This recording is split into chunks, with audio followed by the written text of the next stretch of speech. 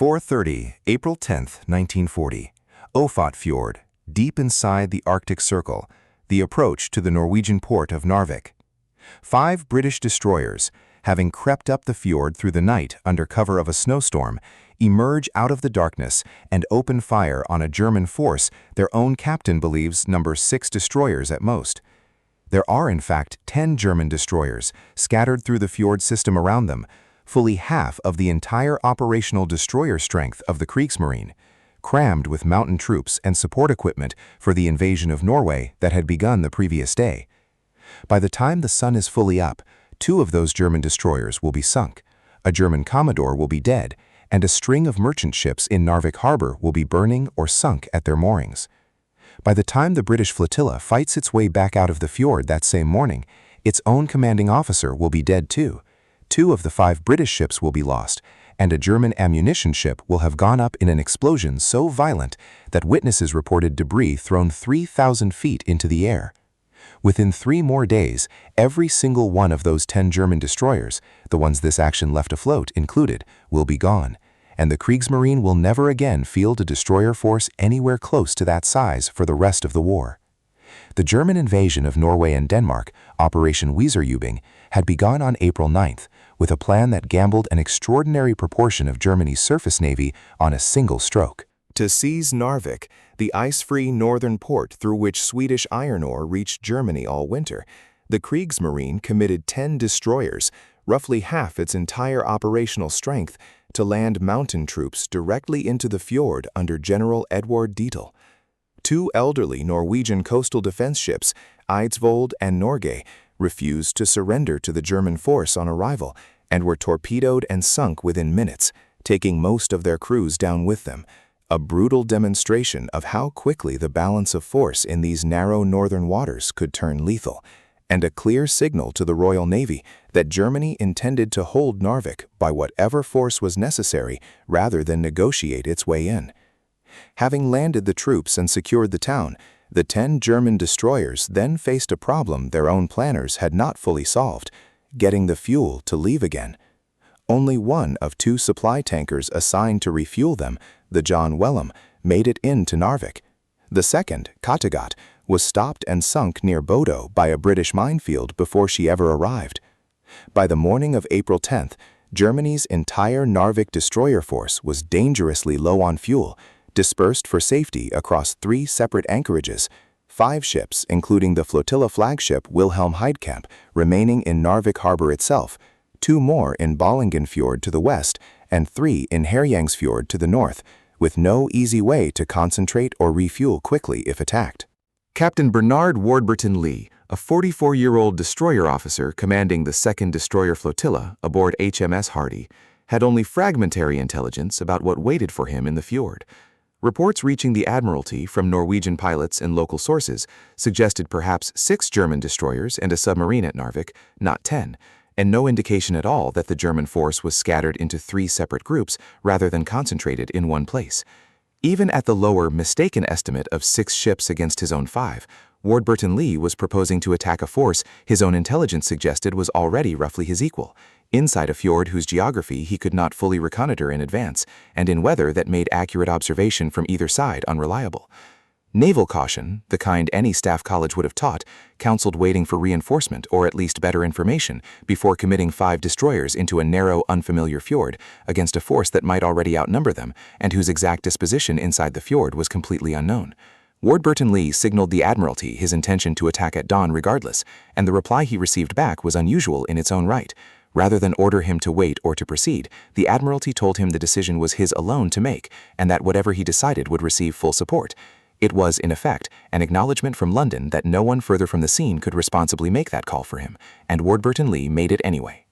The flotilla, Hardy, Hunter, Hotspur, Hostel, and Havoc, 5 H-class destroyers, crept up Ofot Fjord through the night in heavy snow that hid their approach almost completely, arriving off Narvik just after daybreak to find the harbor exactly as unprepared as Warburton Lee had hoped. At 04:30, Hardy, Hunter, and Havoc entered the harbor directly and opened fire with torpedoes and guns together, sinking the German flagship Wilhelm Heidkamp, killing the German Commodore Friedrich Bonte in the process, and sinking a 2nd destroyer, Anton Schmidt, within minutes. Hotspur and Hostile followed with a second attack run that tore into the merchant shipping crowded in the harbor, sinking several German, Norwegian, and Swedish vessels that had been supporting the invasion force, 10 in total by the end of the morning across both waves of the attack. Warburton Lee, satisfied that the harbor itself had been cleared of easy targets, then brought his flotilla back for a third pass, still believing he had already engaged the bulk of whatever German strength the fjord held. For a brief window, 5 British destroyers had caught a force that, unknown to them, was nearly double their own number entirely by surprise, and had inflicted damage that no reasonable pre-war estimate would have predicted from an attack that size. If a battle where the winning side didn't know just how outnumbered it really was is the kind of naval history that keeps you coming back to this channel, subscribing costs nothing and brings the next one straight to you. The reckoning came as the British flotilla, having regrouped after its opening attacks, turned to withdraw back down the fjord. 5 more German destroyers, Wolfgang Zenker, Erich Kellner, and Erich Giese among them, emerged from Herjungsfjord and Ballingenfjord under Commander Erich Bay, catching Warburton Lee's ships from a direction the British had no reason to expect, and with a weight of gunfire the 5 H-class destroyers had not been built to absorb all at once. A shell struck Hardy's bridge directly, killing or wounding almost everyone standing on it, and mortally wounding Warburton Lee himself. His last signal, sent as he lay dying, read simply, "Continue to engage the enemy," a final order transmitted from a bridge that could barely function to relay it. Hardy, holed and taking on water, no longer able to fight effectively or maneuver clear, was deliberately run aground on the fjord's shore to save what remained of her crew from going down with her. Hunter, close astern, was hit repeatedly by the concentrated German fire and sank outright in the fjord within minutes, taking a large part of her crew down with her. Hostile, Hostfur, and Havoc, the 3 destroyers still capable of fighting, forced their way past the German ambush and out toward open water, and on their way out of the fjord encountered the German ammunition supply ship Rauenfels, a vessel whose cargo made her one of the most valuable targets left in the entire action. A handful of shells were enough. Rauenfels detonated in an explosion violent enough that witnesses reported wreckage thrown as high as 3,000 feet, removing at a stroke the ammunition resupply the remaining German destroyers in Narvik would have badly needed. The First Battle of Narvik cost 147 British and 176 German sailors killed, a nearly even split in blood for an action fought between 5 ships, and a force that, properly concentrated, would have outnumbered them 2-1. Warburton Lee was awarded a posthumous Victoria Cross, one of the earliest of the war, its citation crediting a decision made with imperfect information against an enemy whose true strength he never fully knew before he engaged it, and specifically noting that he had continued to fight his ship and issue orders even after being fatally wounded, rather than surrender command a moment earlier than necessary. 2 German destroyers had been sunk outright in the opening attack, a handful of merchant ships destroyed, and the German forces' ready ammunition reserve had gone up with Rauenfels, leaving the surviving destroyers in Narvik in a worse position than before the battle, even though they had, in narrow tactical terms, driven the British flotilla out of the fjord. That worse position proved fatal within days.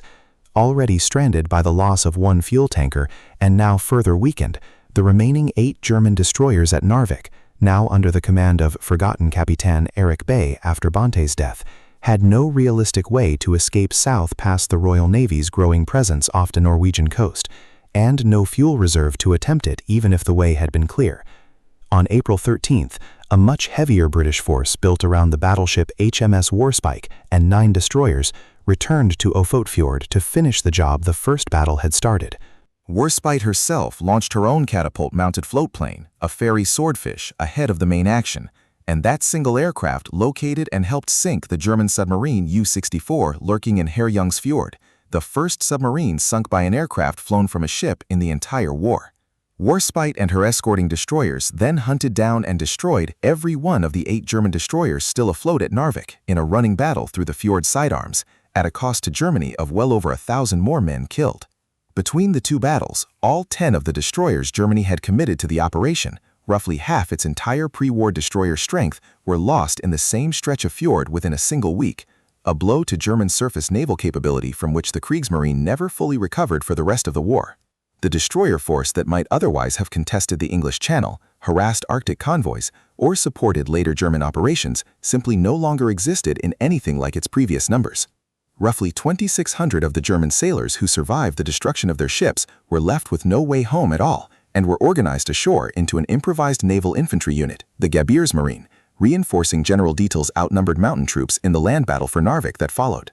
Allied forces, including British, French, Polish, and Norwegian troops, went on to recapture the town itself from Dietl's garrison on May 28, though the wider collapse of the campaign in France forced their own withdrawal from Norway entirely within 2 weeks of that victory. None of what happened in Ofotfjord that week was decided by anything a staff officer could have calculated from a fleet list. On paper, 5 British H-class destroyers, based on the intelligence available to their own commander, were sailing into a fjord that might already hold a numerically superior enemy force, and in reality did, spread across 3 anchorages rather than the one Warburton Lee expected. What the paper odds could not measure was a German logistical failure that left half a Navy's destroyer strength stranded and fuel-starved in a single fjord, a captain willing to attack on incomplete information rather than wait for certainty that might never come, and a withdrawal fought hard enough, even after losing its own commander and 2 of its 5 ships, to take an ammunition ship down with it on the way out.